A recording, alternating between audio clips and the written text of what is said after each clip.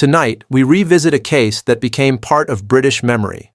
One death was recorded and closed without any inquiry. One inquest verdict came back long after the burial. One trial named its victim but never tried her murder.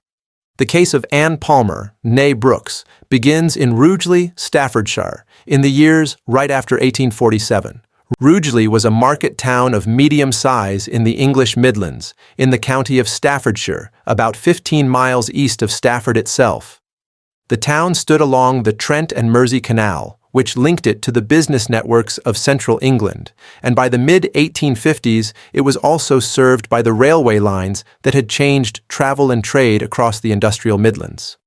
The town's population during this time was several thousand people. It was a community of mixed character, farming in the nearby countryside, linked to the mining and factory industries of the wider region, and supporting the trades, professional services, and businesses of a working provincial market town. The High Street held the offices, shops, and hotels that fit such a community. The Talbot Arms Hotel stood as one of the more important buildings on the main thoroughfare. A general practitioner of fair standing in such a town held a recognized and trusted place in that community. His household was a known part of the social life of the neighborhood. His professional opinion was asked for in matters of health and accepted without question in matters of death. Anne Brooks was born in Staffordshire, most likely in 1826 or around that time, though the exact date has not been found in any surviving document. She was born outside of wedlock. Her mother was Mary Thornton, listed in different parish records also as Mary Brooks or Mary Ann Thornton, a woman of modest means who had what the later investigation called an annuity, a kind of regular income paid over time. No father is named in any recovered document, and Anne's illegitimate status was noted again and again in the Victorian newspapers and court reports written after her death. The details of her childhood, the home where she grew up, and the kind of education she may have received cannot be recovered from the surviving historical record. She appears in the documents as a young woman living in or near Rugeley in the mid-1840s when she came to the notice of a young surgeon who had recently returned to the town.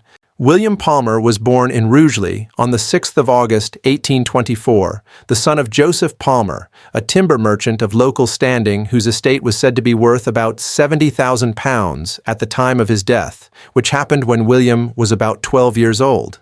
Palmer was placed as an apprentice with a Liverpool wholesale druggist in his later teenage years, an arrangement through which he gained practical knowledge of drugs and their making and effects. He left that position under circumstances later noted by investigators as involving problems with the employer's accounts, though no prosecution followed at the time. He then trained as an apprentice surgeon at Stafford Infirmary and later continued his formal medical education at St. Bartholomew's Hospital in London, one of the main teaching hospitals in the country. He qualified as a member of the Royal College of Surgeons in 1846 and returned to Rugeley to start a general practice. His place in the town was that of a qualified medical man with local roots, and he was known among his neighbors and friends as a sociable, believable, and pleasant man of professional respectability. Anne Brooks and William Palmer were married on the 7th of October, 1847 at St. Augustine's Parish Church, Rugeley, Staffordshire. Anne was about 19 or 20 years old at the time of the marriage. The marriage placed her in a household that showed the outside appearance expected of the wife of a country doctor, a comfortable home on the main street of the town, a clear social position in the community, and a connection to a man whose professional standing was accepted without question by his neighbors. Her own background, including the fact that she was illegitimate and that her mother had only modest means, faded into the social identity of a doctor's wife. She was now a woman whose standing was defined mainly by her marriage, in the way that mid-Victorian custom expected for women in her situation and position. If you find value in histories kept alive through court records, testimony, and verified documents, consider liking the video and subscribing. Let me know in the comments where you're listening from. Now back to the record. Mary Thornton, Anne's mother, came to live at the Palmer household in Rugeley after her daughter's marriage. She died there in January 1849, about 15 months after the wedding. No investigation was made into her death at the time. Mary Thornton had an annuity that gave her some financial independence, and William Palmer had a financial interest in the facts surrounding her life and death, whether through direct insurance arrangements on her life or through the ending of her income and its effect on household finances. The exact nature of that financial arrangement became a matter of later inquiry only when the wider pattern of deaths connected to the Palmer household was examined by the authorities in 1855 and 1856. No question was raised in January 1849. Between 1849 and 1854, Anne and William Palmer had a number of children. 4 or 5 of these children died in infancy. Each death was blamed at the time on convulsions or on a similar complaint accepted in that period as a natural cause of infant death. Post-mortem examinations were not carried out on the infants. The deaths were registered, the children were buried, and the record in each case was closed. Only one son, William Brooks Palmer, lived to adulthood. The repeated loss of children in the Palmer household was not, in England in the 1850s, something that automatically caused a formal inquiry. Infant death across the country was still common enough to support the idea that several infant deaths in one household could be from natural causes, and the diagnosis of convulsions carried no special burden of proof.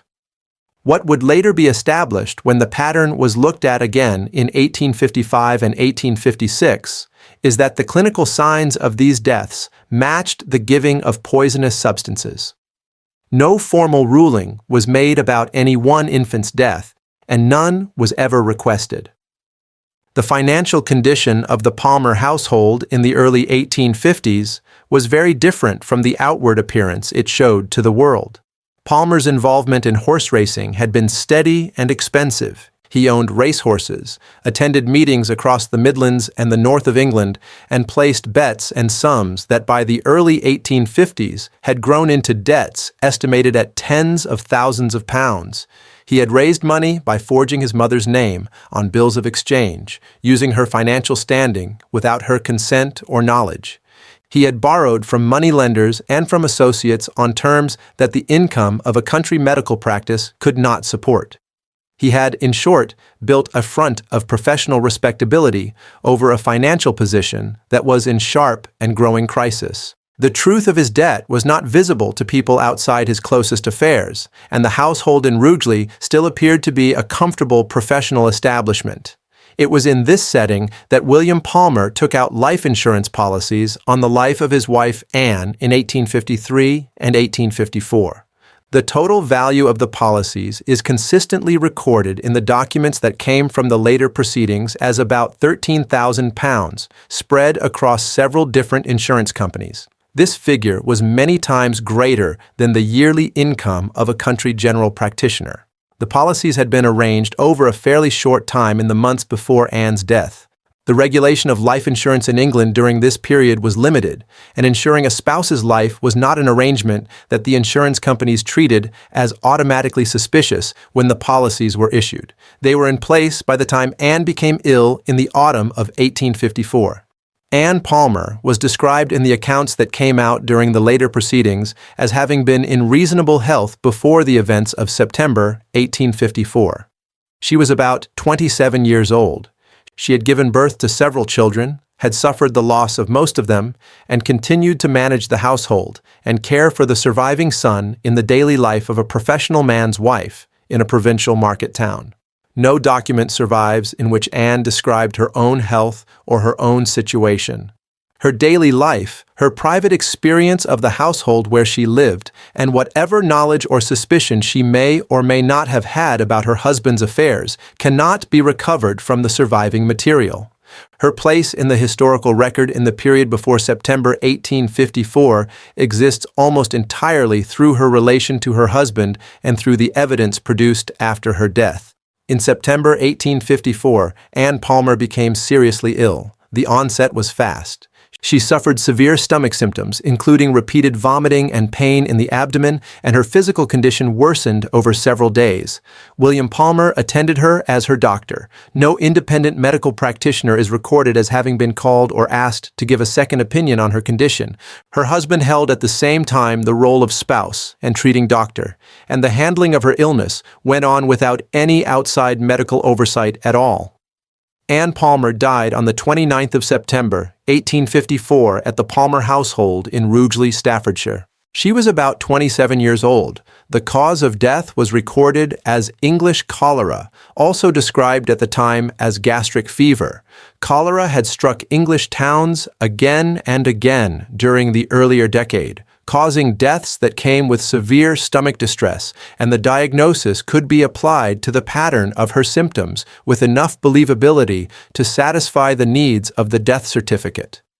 William Palmer certified or arranged the certification of his wife's death.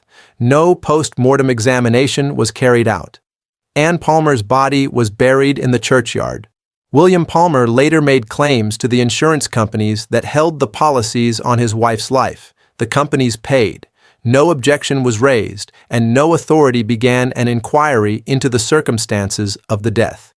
The official record of Anne Palmer closed on the 29th of September, 1854, with the registered cause of cholera, and the matter was treated as finished.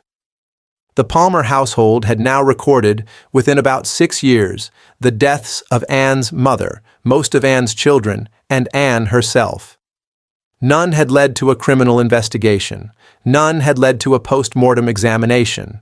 The combination of William Palmer's position as a qualified medical man, his authority as the attending doctor in each case, and the presence of medically believable natural explanations for each death had allowed the record to close without formal examination every time. The deaths would stay unquestioned in the official record until events in November 1855 brought the whole history of the household to the attention of the authorities. John Parsons Cook was a young sportsman and racing associate of William Palmer, a man of independent means who had attended the Shrewsbury races in the second week of November 1855. Cook won a large sum on a horse named Polestar at those meetings, a prize reported at about £800 and by some reports a little more. William Palmer was present at the Shrewsbury races. Cook had a financial relationship with Palmer that included, though its details were not fully made clear until the investigation that followed, the existence of forged documents bearing Cook's name and the mixing of Cook's winnings into Palmer's own financial dealings. Cook began to feel unwell almost at once after the Shrewsbury races. The beginning of his illness was noticed by those present at the time, and Palmer stayed closely involved. Cook was brought from Shrewsbury to Rugeley and placed at the Talbot Arms Hotel, the business establishment on the main thoroughfare of the town, directly opposite the Palmer household. Palmer visited him many times during the days that followed. Dr. Benjamin Bamford, an older local physician, was also in attendance and accepted Palmer's account of Cook's condition and treatment. Cook's symptoms grew worse over the next few days, with fast and alarming progress. He suffered violent convulsions and a rigid arching of the body that locked his spine and limbs into a state of severe muscular spasm. His jaw was clenched. The convulsive episodes came one after another. Those present at the Talbot Arms during Cook's final hours described scenes of extreme physical suffering, and the attending doctors noted the clinical signs at the time. John Parsons Cook died on the 21st of November, 1855, at the Talbot Arms Hotel in Rugeley. He was a young man, and his death, after such a fast illness, and with such violent symptoms, was noticed by those who had seen it. The prize money Cook had won at Shrewsbury could not be accounted for after his death. Financial documents bearing Cook's name, which later examination would show to have been forged, were in Palmer's possession. Palmer had, in the days before Cook's death, visited a local chemist in Rugeley and bought strychnine and other substances. These purchases were recorded, and the chemist's records were available to the later investigation. William Vernon Stevens, Cook's stepfather, was not satisfied with the story given to him after Cook's death. Stevens was not a man without means or determination. He hired a solicitor to act for his interests, and contact was made with the Home Office, the government department responsible for criminal justice and internal affairs, about the circumstances of Cook's death. Stevens's intervention was the act that began the formal investigation into William Palmer. A post-mortem examination of John Parsons Cook's body was carried out. The examining doctor was Dr. John Harland. William Palmer was present at the examination. Those who watched Palmer's conduct during the post-mortem noticed his unusual attention to the handling of Cook's stomach contents. The stomach and its contents were removed and sealed for sending to London for toxicological analysis. Palmer was said in accounts collected by investigators to have placed himself close to the proceedings in a way that drew notice and to have made remarks that witnesses recorded later in their statements to the authorities. The stomach contents of John Parsons Cook were sent to Dr. Alfred Swaine Taylor, professor of chemistry and medical jurisprudence at Guy's Hospital, London. Taylor was the leading forensic toxicologist in England at this time. He was the author of the standard professional book on poisons in relation to medical jurisprudence and medicine, and a man of major standing in the medical legal world. The analysis he carried out on Cook's stomach contents would become central to everything that followed. The investigation was formally opened after Stevens's communication was received and the coroner's proceedings began. Officers acting under the direction of the investigating authorities collected statements from those who had been present at the Shrewsbury races, from those who had attended Cook at the Talbot Arms, from the chemists in Rugeley who had supplied substances to Palmer, and from the financial parties who had dealt with Palmer in the period before and after Cook's death. The inquiry reached into Palmer's financial affairs and into the papers connected to Cook's winnings and to the bills and documents that carried Cook's name. Dr. Alfred Swaine Taylor's toxicological report on Cook's stomach contents found antimony, a metallic substance used in small amounts as a medicine in the Victorian period, present in Cook's remains. Antimony in larger amounts causes severe stomach illness and damage to organs over time. Taylor, however, could not chemically isolate strychnine from the stomach contents sent to him, even though the clinical signs of Cook's final hours were, in his professional judgment, and in the judgment of other medical witnesses who reviewed the evidence, completely consistent with strychnine poisoning. Strychnine, given in enough quantity, causes exactly the pattern of violent muscular convulsions, rigid spasm, and locked jaw that those present at the Talbot Arms had seen and described. The limit was not clinical, but analytical. The chemistry of the time had not yet developed methods able to isolate strychnine from stomach contents with dependable certainty. Taylor stated in his findings that the symptoms seen in Cook's final hours were consistent with strychnine poisoning, and that no natural disease he knew could explain the clinical signs as described by witnesses. His failure to produce the compound by chemical means, however, gave the defense an important point of argument that would shape the later trial. The investigation into Cook's death had by this point brought the household of William Palmer in Rugeley under close examination. The wider pattern of deaths connected with Palmer and his household was now visible to the investigating authorities in a way it had not been to anyone looking at anyone, death by itself.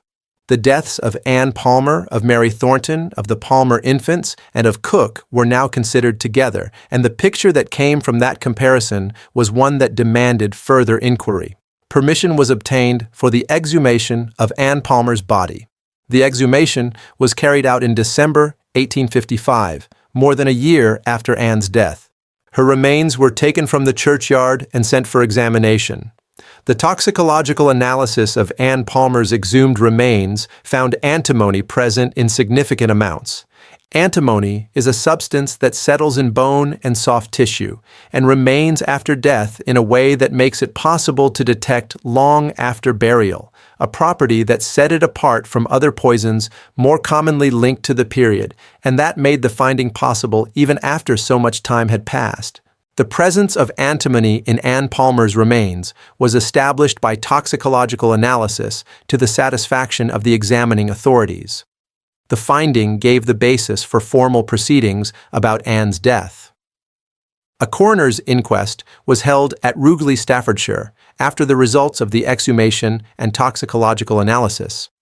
The proceedings were held before the coroner, and testimony was taken under oath from those with relevant knowledge of the circumstances of Anne's illness and death, from the medical witnesses who had examined her remains, and from the toxicologists who had done the analysis. The inquest jury heard the evidence about the antimony finding, the facts of the life insurance policies, the lack of any post-mortem examination at the time of Anne's death in 1854, and the original registration of the cause of death as cholera. The inquest jury returned a verdict of willful murder against William Palmer. The formal legal finding was that Anne Palmer had been murdered. The verdict was entered into the record. Palmer had also been the subject of a coroner's inquest finding of willful murder in connection with the death of John Parsons Cook. William Palmer was arrested in December 1855. He was taken into custody and kept there to await the proceedings that would follow. His conduct in custody was described by those who dealt with him as calm, self-possessed, and, in the view of observers, unusually composed for a man in his situation. He denied the charges against him. He insisted that Cook had died of natural causes and that the toxicological findings were the result of error or contamination. His manner in the days and weeks after his arrest matched the character given to him by those who had known him in Rugeley: sociable, self-assured, and careful in his way of speaking and acting. The prosecuting authorities considered which charge should be brought to trial. 2 inquest verdicts of willful murder had been returned against Palmer, one for Anne and one for Cook. The prosecution chose to proceed first and only on the charge relating to Cook's murder. The evidence in Cook's case, though it turned on the disputed question of the strychnine analysis, offered the stronger overall body of evidence for a jury. The purchase of strychnine from the Rugeley chemist was documented.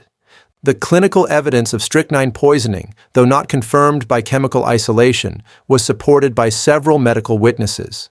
The financial motive, the forged documents, the disappearance of the race winnings, and Palmer's repeated access to Cook during his final illness together formed a body of circumstantial evidence that the prosecution believed could support a conviction. The murder of Anne Palmer, though the inquest had returned a formal verdict of willful murder against her husband, was not brought before a court. It was not among the charges on which Palmer was sent for trial. The inquest verdict remained in the record, but no trial followed from it. Anne Palmer had been found by the formal legal process of a coroner's inquest to have been murdered. The man against whom that verdict was returned was never made to answer for her death in a court of law. The decision to try Palmer at the Old Bailey in London rather than in Staffordshire raised a procedural question of real importance. The case had drawn press coverage across the nation throughout the autumn and winter of 1855 and 1856. The people of Staffordshire had been reading about the deaths at Rugeley for months, and the authorities raised the question of whether a jury taken from that county could decide the case without being influenced by opinions already formed. The answer was the passing of the Central Criminal Court Act of 1856, which came to be known in the press and later in legal history as Palmer's Act. The act allowed a trial to be moved from its normal county jurisdiction to the Central Criminal Court in London on the ground that local prejudice had made a fair trial in the original area impossible. The transfer of Palmer's trial from Staffordshire to London was the first, and for many years the only, time this rule had been used in English legal history. The trial was set to begin at the Old Bailey in the spring of 1856. The trial of William Palmer began at the Central Criminal Court, the Old Bailey, London, on the 14th of May, 1856. The judges presiding were Lord Chief Justice Sir John Campbell, helped by Mr. Justice Alderson and Mr. Justice Sir Samuel Martin. The charge before the court was the murder of John Parsons Cook on the 21st of November, 1855. The murder of Anne Palmer was not before the court, and no evidence about Anne's death was presented as a formal part of the prosecution's case against her husband. The prosecution was led by the Attorney General, Sir Alexander Cockburn, one of the senior law officers of the Crown and a barrister whose reputation at the Victorian bar was already great. Cockburn's closing speech to the jury would, in the view of contemporaries, rank among the finest achievements of Victorian courtroom advocacy and help bring him the distinction that later led him to the position of Lord Chief Justice. The defense was led by Sergeant William Shee. Palmer entered a plea of not guilty. He was watched throughout the proceedings by those in court and by the press in attendance. The trial drew an extraordinary level of public and press attention. The Times printed word-for-word daily reports of the proceedings from the opening day. The public gallery stayed full through all 12 days of the trial. Special seats were requested ahead of each session, and the newspaper correspondence and editorials that followed the daily reports showed how much the case had become an event of national attention in a way that had rarely been matched by any earlier criminal proceeding in England. The prosecution presented its case over several days of evidence. The main parts of the prosecution's case were these. Palmer had bought strychnine from a chemist in Rugeley in the days right before Cook's death. This purchase was recorded in the chemist's books and confirmed by the chemist himself in testimony. Palmer had repeated access to Cook during his final illness at the Talbot Arms Hotel, visiting him often and handling his food and drink. The symptoms of Cook's final hours, as described in testimony by those who had been there, were consistent with strychnine poisoning and, in the opinion of several medical witnesses called by the prosecution, not consistent with any natural disease that could produce the clinical picture seen. Palmer had bought antimony as well as strychnine, and antimony had been found in Cook's body. The race winnings Cook had received at Shrewsbury had disappeared. Financial papers bearing Cook's name had been forged. Palmer's debts were so large that getting Cook's winnings and wiping out the obligations Cook held against him gave a strong financial motive for Cook's death. The prosecution called a number of medical witnesses to address the question of what caused Cook's death. Each was asked to consider the clinical signs seen in Cook's final hours, the violent convulsions, the rigid spasm, and the locked jaw. Each was asked whether that pattern was consistent with strychnine poisoning, and each was asked whether it matched any natural disease. The medical witnesses called by the prosecution gave evidence that the clinical picture was fully consistent with strychnine poisoning, and that they could identify no natural disease that would cause the exact mix of symptoms seen. The testimony was detailed and was subjected to long cross-examination by the defense. Dr. Alfred Swaine Taylor gave evidence for the prosecution. Taylor had been the main toxicologist asked to examine Cook's remains, and he presented to the court the findings of his work. He confirmed the presence of antimony in Cook's body. He said that the clinical signs of Cook's final illness were, in his professional judgment, consistent with strychnine poisoning, and that the symptoms as described were not consistent with natural disease. He then addressed directly the main analytical problem in the case. He had been unable to chemically isolate strychnine from the stomach contents that had been sent to him. The methods available to toxicological science in England in 1856 did not allow dependable chemical isolation of strychnine from organic material in every case. Taylor stated this clearly, admitted the limitation, and still maintained that his clinical judgment of the cause of death was strychnine poisoning. The defense seized on this admission as the foundation of its case.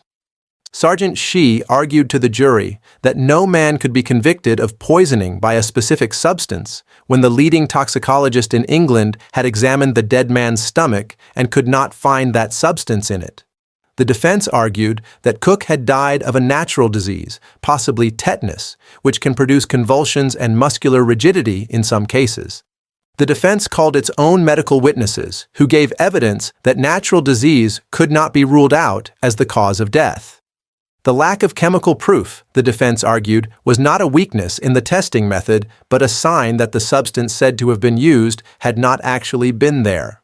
The prosecution answered the defense's arguments through the testimony of more medical witnesses who dealt directly with the tetanus argument. Tetanus, the prosecution's witnesses explained, comes on more slowly and follows a different clinical course than the episodes seen in Cook's final hours. The pattern of convulsive attacks, their speed of onset, their severity, and their clinical character, as described by those present at the Talbot Arms, were not consistent with tetanus. Several witnesses gave evidence to this effect. Cockburn, in his speech to the jury, discussed the strychnine question at length. He argued that the law did not require chemical proof of a specific poison when the clinical evidence was overwhelming and pointed in one direction, and that the jury had the right to accept the evidence of medical witnesses who had consistently described what strychnine poisoning looks like and had identified those exact features in Cook's death. The 12 days of proceedings included the cross-examination of witnesses from both sides, the presentation of financial evidence about Palmer's debts and his dealings with Cook, the evidence of the chemist about the strychnine purchase, and the evidence of those who had been present during Cook's final hours. The press reported the daily testimony in full. The public gallery remained crowded. The judges oversaw proceedings of unusual length for the time and handled the competing medical testimony within the court's procedural rules. The jury retired to consider its verdict at the end of the closing speeches. After a period of discussion, the jury returned its verdict on the 27th of May, 1856. The verdict was guilty of the murder of John Parsons Cook. Palmer, when asked whether he had anything to say before sentence was passed, replied that he was not guilty. He maintained his innocence. The statement was noted and recorded. The court then moved to sentencing. Lord Chief Justice Campbell addressed the prisoner before giving sentence. His remarks, preserved in the trial record, emphasized the planned and calculated nature of the crime, the abuse of the trust attached to medical knowledge and professional standing, and the certainty of the verdict the jury had returned. The sentence was death by hanging. The verdict was entered into the record of the Central Criminal Court. The conviction was the result of 12 days of proceedings that had required the court to deal with questions of forensic toxicology, medical evidence, and circumstantial proof at a level of steady complexity not previously seen in an English criminal trial. The prosecution's success in convincing the jury that clinical evidence could prove poisoning, even without chemical isolation of the specific substance, was itself an important step in the law's understanding of expert testimony. Palmer was taken back from London to Staffordshire to await execution. The sentence was to be carried out at Stafford County Jail, Stafford, in the form of a public hanging, as the law then required. Public executions remained part of English law until 1868, and the execution of a prisoner as notorious as Palmer was an event that drew the attention of the press, the public, and people whose interests ranged from simple curiosity to reform-minded concern about the way the state carried out its final act. The execution was set for the 14th of June, 1856. In the days before the execution, Palmer received the last rites and was attended by a Roman Catholic priest, a fact noted in newspaper reports of his final days. He made no public confession, and he did not withdraw his claim of innocence. His conduct in the time between his conviction and execution was described by those who dealt with him as composed and ordinary in its manner, consistent with the character that contemporaries had given him throughout the proceedings. The crowd that gathered outside Stafford County Jail on the morning of the 14th of June, 1856, was estimated by newspaper reports of the time at between 30,000 and 50,000 people. Special railway excursions had been advertised in the days before, and observers came from across Staffordshire and from farther away. The scene outside the jail gates was described in the press as combining the solemnity of a public execution with the business and social character of a popular gathering. Food sellers, pamphlet hawkers, and traveling entertainers filled the approaches to the jail, and the crowd that gathered in the early morning hours was dense and loud. The executioner was William Calcraft, who held the office of Public Executioner of England from 1829 to 1874. Calcraft used a short rope in his executions, a method that did not cause the immediate death by broken neck that a longer drop could bring. Death under Calcraft's method came by strangulation and could last for several minutes. Reform of the execution method was, in 1856, a subject that critics of public execution had raised for several years and that had not yet been changed by law or practice. William Palmer was brought to the scaffold before the assembled crowd on the morning of the 14th of June, 1856, and was executed by hanging. He made no final statement to the crowd. He was buried within the grounds of Stafford Jail, as was the usual practice for convicted murderers executed under English law.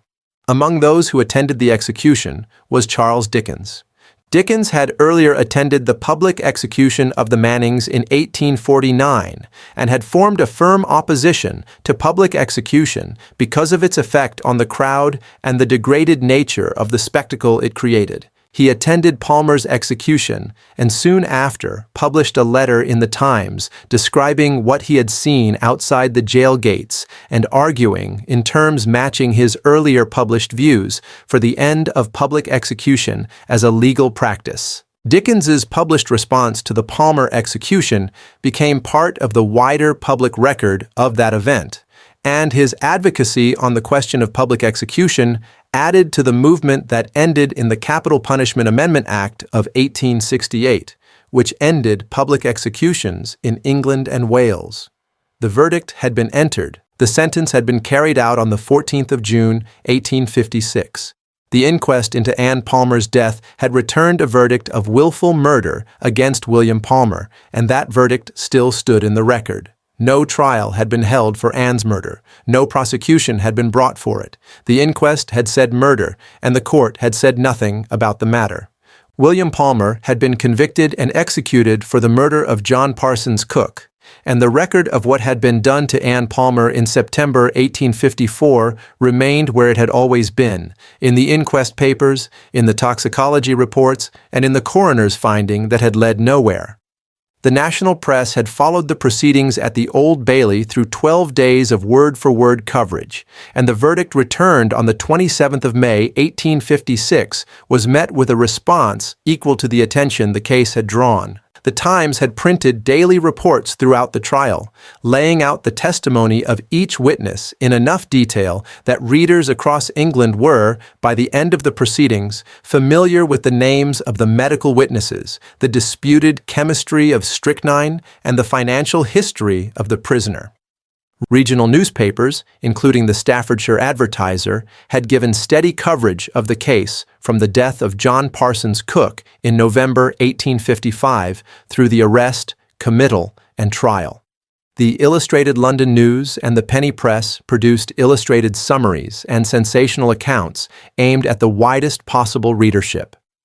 Broadside ballads remembering the case were printed and handed out within days of the verdict, sold by street hawkers in London and in the towns of the Midlands, their verses setting out the charges against Palmer in the compressed and moralizing style of the popular print tradition.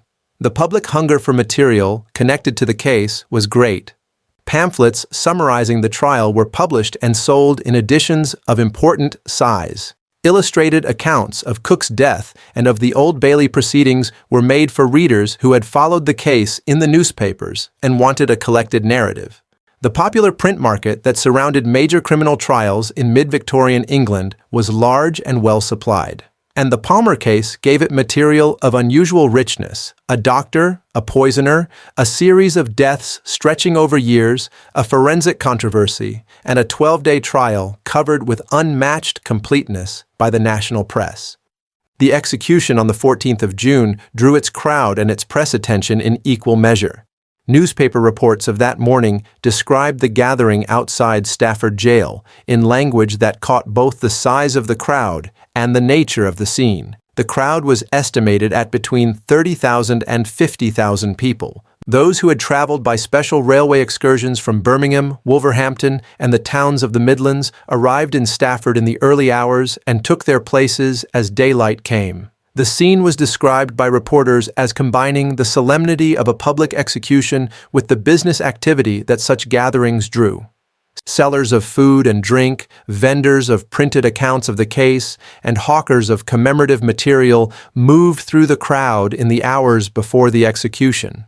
Dickens's published response, printed in The Times in the days after the execution, described what he had seen with the controlled precision of a man who had attended such events before and had formed his view of what they showed about the moral condition of a crowd gathered to watch a man die. The town of Rugeley had lived for most of a year under the weight of its connection with the case. The investigation, the arrest, the committal, and the trial had kept the name of the town before the national press throughout that time. And the damage to its reputation as the place where William Palmer had practiced medicine, poisoned his wife, and murdered his associate at the hotel on the High Street was something the people of Rugeley felt in practical ways. Business, local standing, and the general character of the town's reputation had been harmed by the steady national attention the case had brought. After the trial and execution, the story was preserved in accounts from the period that the people of Rugeley had asked the Prime Minister, Lord Palmerston, for permission to rename the town. So serious, it was said, was the damage to its reputation. The story says that Palmerston replied that he would agree to the renaming on one condition, that the town take his own name, Palmerston. Since his name included the name of Palmer and still echoed it, this was a condition that defeated the purpose of the request.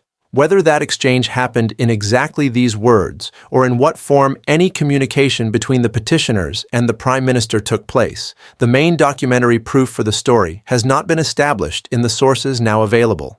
It has been cited in serious accounts of the case for more than 150 years, and it is repeated here in the form in which it has come down in the record, as an anecdote, not as a confirmed event. The case entered the published record in the years and decades that followed.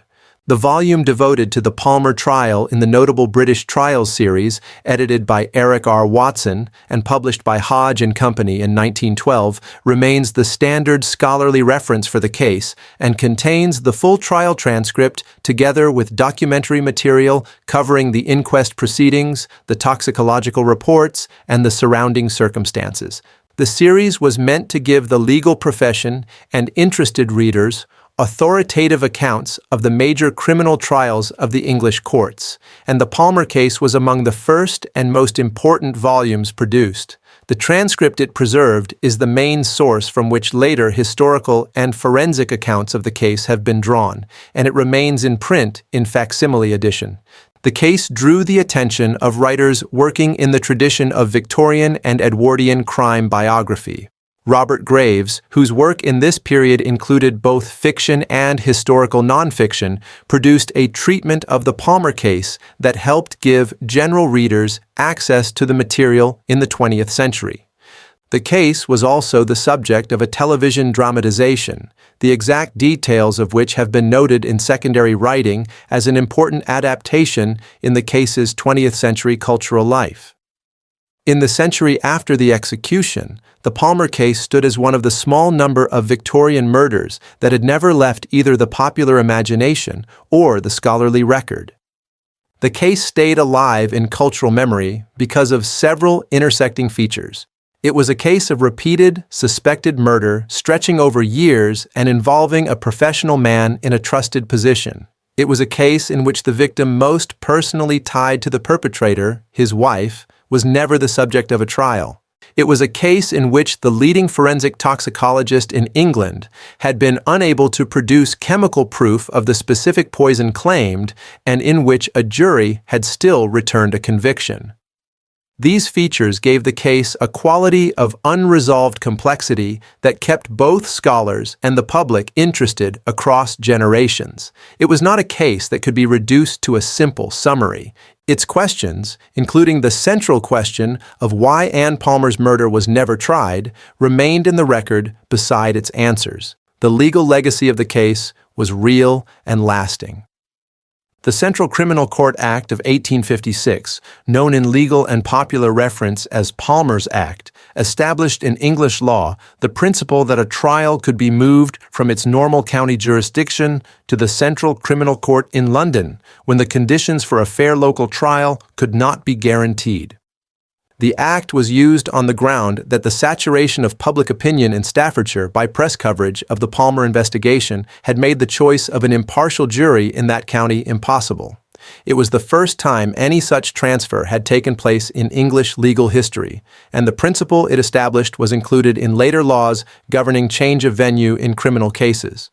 The Act stands in legal histories of the English court system as a development of lasting importance, and its origin in the Palmer case is noted wherever the history of venue transfer in English criminal law is discussed. The case's contribution to the development of forensic toxicology was major and is recorded in the professional literature of the field.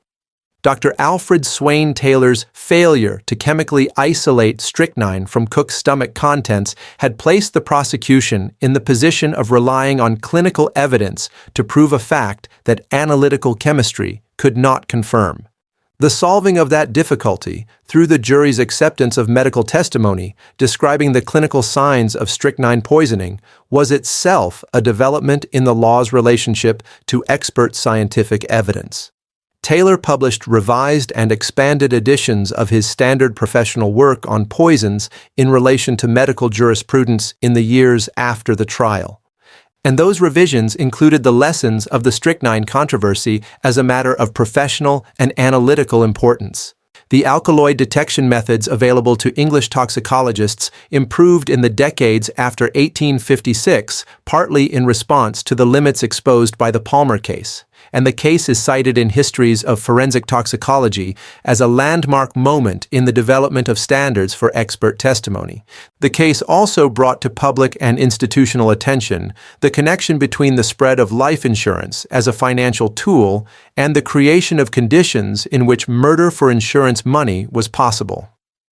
The regulation of life insurance in England was limited in the early and mid-1850s, and the Palmer case showed, in terms the press and the public could not miss, that the ability to insure the life of a spouse for a sum far beyond any believable financial need created a structural weakness in the system. The decades that followed saw greater scrutiny by insurance companies of large policies taken out shortly before claims, and the Palmer case was among the events that shaped that scrutiny. The figure of the educated, professionally established man who used special knowledge to commit murder for money did not begin with Palmer alone in the Victorian period. But Palmer was its earliest and most fully formed example in the public record. The pattern of later cases in the Victorian and Edwardian periods involving doctors and other professional figures whose social authority had protected their crimes was repeatedly traced in press reports and in popular crime biography back to William Palmer as the type's first major example. The archetype carried his character, sociable and believable in manner, calculating in method, driven by money, and helped in every case by the built-in deference that mid-Victorian society gave to professional men. What the record does not contain is Anne Palmer herself. It contains the documents created by her death, the death certificate, the inquest proceedings, the exhumation report, the toxicological findings, and the coroner's verdict of willful murder. It contains references to her in the trial of her husband for a different murder. It contains the insurance policies taken out on her life and the claims made after her death. It contains a marriage register entry from St. Augustine's Parish Church, Rugeley, for the 7th of October, 1847, and it contains, somewhere in the parish records of Staffordshire, the burial entries for the children who did not survive infancy in the household she managed on the high street of Rugeley. What it does not contain is anything in her own voice.